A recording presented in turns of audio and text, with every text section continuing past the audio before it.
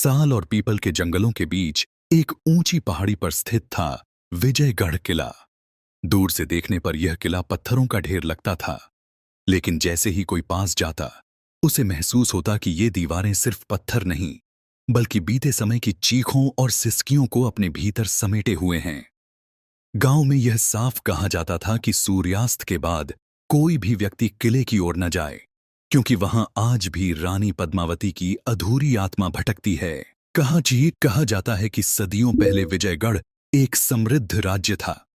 उसकी रानी पद्मावती न केवल रूपवती थी, बल्कि अत्यंत न्यायप्रिय और करुणामयी भी थी।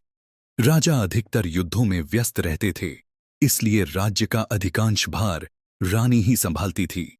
प्रजा उसे देवी समान पूजती थी, लेकिन यही लोकप्रियता कुछ लोगों को खटकने लगी। दरबार के मंत्री, जो सत्ता हथियाना चाहते थे, रानी के विरुद्ध षड्यंत्र रचने लगे। एक युद्ध में राजा की रहस्यमय मृत्यु हो गई। राजा के जाते ही सत्ता के लिए संघर्ष शुरू हो गया। मंत्रियों ने रानी पर राज्यद्रोह और गुप्त संबंधों जैसे झूठे आरोप लगाए। बिना किसी न्याय के एक अंधेरी रात रानी को किले के सबसे ऊंचे और सुनसान बुर्ज में कैद कर दिया गया। उस बुर्ज के दरवाजे पर आज भी जंग लगे लोहे के निशान देखे जा सकते हैं।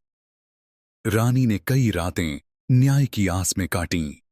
वह हर सुबह सूरज से और हर रात चांद से यही पूछती, क्या सच कभी सामने आएगा? लेकिन उत्तर में केवल सन्नाटा मिलता।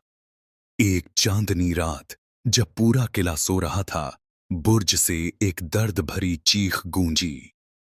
और उसी रात रानी का जीवन समाप्त हो गया। न कोई अंतिम संस्कार हुआ, न कोई श्रद्धांजलि। उसकी मृत्यु एक रहस्य बनकर दफन कर दी गई। समय बदला, राज्य उजड़ गया, किला वीरान हो गया, लेकिन अजीब घटनाएं शुरू हो गईं। रात के समय किले से घूंघरूओं की आवाज, महल में किसी के चलने की आहट और कभी-कभी इत्र की खुशबू महसूस की जाती। कई लोगों ने दावा किया कि उन्होंने चांदनी रात में बुर्ज पर एक स्त्री को खड़ा देखा, जिसकी आंखों में गहरा दुख था। इन्हीं कहानियों के बीच आरव, एक युवा इतिहास शोधार्थी, विजयगढ़ पहुंचा। वह लोक कथाओं को सिर्फ भ्रम मानता था। उसका मानना था कि हर रहस्य के पीछे कोई ऐतिहासिक कारण होता है। गांव वालों की चेतावनी को नजरअंदाज कर वह शाम ढलते ही किले में दाखिल हो गया। जैसे ही उसने किले का फाटक पार किया, हवा अचानक ठंडी हो गई। सूखे पत्ते बिना हवा के हिलने लगे। आरव को लगा जैसे कोई उसे देख रहा हो। उसने खुद को संभाला और आगे बढ़ा। तभी कहीं दूर से घूंघरूओं की धीमी सी ध्वनि सुनाई दी। आवाज किले के भीतर गूंज रही थी, मानो उसे उसी बुर्ज की ओर बुला रही हो। बुर्ज के पास पहुंचते ही हवा भारी हो गई। आरव की सांसें तेज हो गईं। अचानक सामने एक धुंधली रोशनी उभरी और उसमें से एक स्त्री आकृति प्रकट हुई। उसके वस्त्र श्वेत थे, चेहरे पर शांति नहीं, बल्कि सदियों का दर्द था। डरो मत, उस आवाज में करुणा थी। मैं किसी को हानि नहीं पहुंचाती। आरव कांपते स्वर में बोला, आप कौन हैं? मैं इस किले की रानी थी, उसने कहा, और आज भी यहीं कैद हूं। मेरा अपराध सिर्फ इतना था कि मैंने न्याय किया। रानी ने अपनी पूरी कहानी आरव को दिखाई। मंत्रियों की साजिश, बंद दरवाजे, न्याय की आखिरी पुकार। आरव को लगा जैसे वह इतिहास को अपनी आंखों से देख रहा हो। उसकी आंखें भर आईं। रानी बोली, मेरी आत्मा भूत नहीं है। यह उस अन्याय से बंधी है जो कभी उजागर नहीं हुआ।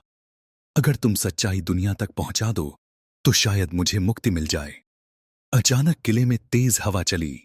दिए अपने आप बुझ गए और हर ओर अंधेरा छा गया। सुबह आरव किले से बाहर निकला तो गांव वालों ने देखा कि उसके चेहरे पर डर नहीं, बल्कि गंभीर शांति थी। उसने लौटकर ऐतिहासिक दस्तावेजों, लोक कथाओं और प्रमाणों के आधार पर रानी पद्मावती की सच्चाई दुनिया के सामने रखी। धीरे धीरे लोगों को समझ आया कि विजयगढ़ का रहस्य भूतिया नहीं, बल्कि अन्याय का परिणाम था। कुछ समय बाद एक रात गांव वालों ने देखा कि किले के बुर्ज से एक उजली रोशनी उठी और आकाश में विलीन हो गई। उस दिन के बाद किले से कोई आवाज नहीं आई। आज भी विजयगढ़ किला खामोश खड़ा है, लेकिन लोग कहते हैं वहां डर नहीं है, वहां सिर्फ एक रानी की अधूरी कहानी थी जिसे आखिरकार पूरा कर दिया गया।